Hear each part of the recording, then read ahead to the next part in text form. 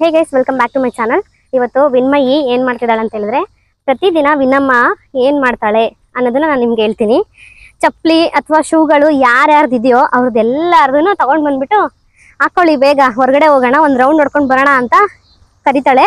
ಇವತ್ತು already 2 round ಮಾಡಿಸಿದ್ದೀನಿ. ಬೆಳಿಗ್ಗೆ ಒಂದು ರೌಂಡು ಕರ್ಕೊಂಡು ಹೋಗಿದೆ 10 ಗಂಟೆಯಲ್ಲಿ, ಮತ್ತು ಮಧ್ಯಾಹ್ನ ಕೂಡ ಒಂದು ರೌಂಡು ಬಂದಿದ್ಲು ನನ್ನ ಜೊತೆ ಹೊರಗಡೆ. ಮನೆ ಹತ್ರ ಸ್ವಲ್ಪ ಹೊತ್ತು ಆಟ ಆಡಿಸ್ದೆ, ಮನೆ ಒಳಗಡೆ ಕೂಡ ಫುಲ್ ಆಟ ಆಡ್ತಾಳೆ. ಒಂದು ಅರ್ಧ ಗಂಟೆ ಮಲಗಿದ್ಲು ಅಷ್ಟೇ ಇವತ್ತು.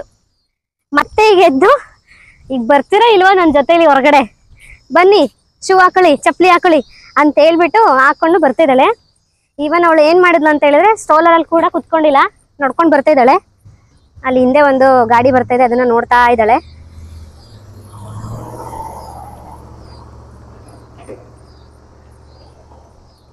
ನಮ್ಮ ವಿನ್ನಮ್ಮ ಎಷ್ಟು ತೀಟೆ ಅಂತಂದ್ರೆ, ನಮ್ಮ ವಿನ್ನಮ್ಮ ನಾ ಅಂತಾಳೆ. ಅಮ್ಮ ಅಮ್ಮ ಅನ್ನೋದಕ್ಕೆ ಶುರು ಮಾಡಿದಾಳೆ.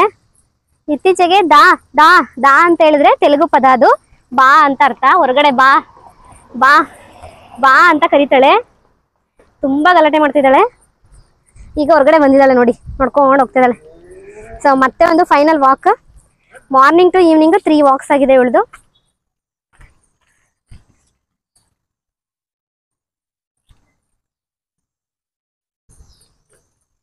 ನಿಮ್ಮನೇಲೂ ಮಕ್ಕಳು ಈ ರೀತಿ ಹೊರಗಡೆ ಕರೀತಾರಾ ವಾಕ್ಗೆ? ನಮ್ಮ ಲಿವ್ಯೂ ಇಷ್ಟು ಕರಿತಾ ಇರಲಿಲ್ಲ. ನಾರ್ಮಲ್ ಆಗಿ ಹೊರಗಡೆ ಹೋದ್ರೆ ಡೈಲಿ ಒಂದ್ಸರಿ ವಾಕ್ಗೆ ಕರ್ಕೊಂಡು ಹೋಗ್ತಾ ಇದೆ. ಅಷ್ಟು ಗಲಾಟೆ ಮಾಡ್ತಾ ಇರಲಿಲ್ಲ ಹೊರಗಡೆ ಹೋಗ್ಬೇಕು ನಾನು ಅಂತ. ಬಟ್ ಇವಳು ಕೇಳ್ತಾನೆ ಇರ್ತಾಳೆ, ಹೊರಗಡೆ ಹೋಗ್ಬೇಕು, ಬಾ ಅಮ್ಮ ಅಂತ. ಎಲ್ಲ ಸುತ್ತಮುತ್ತ ಕಾರ್ಗಳು ಎಲ್ಲ ನೋಡ್ತಾಳೆ.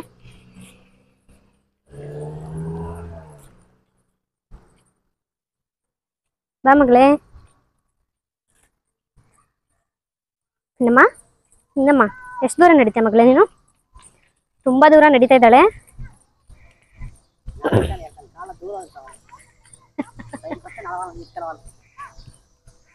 ನಡೀತಾಳೆ, ಅರ್ಧ ಗಂಟೆ ಆದ್ರೂ ನಡೀತಾಳೆ. ಕೆಲವೊಂದ್ಸರಿ ಏನ್ ಮಾಡ್ತಾಳೆ ಅಂದ್ರೆ, ಕುತ್ಕೋತಾಳೆ, ಒಂದ್ 5 ನಿಮಿಷ ಕುತ್ಕೊಂಡು ಹಬ್ಬ ಅಂತಾಳೆ.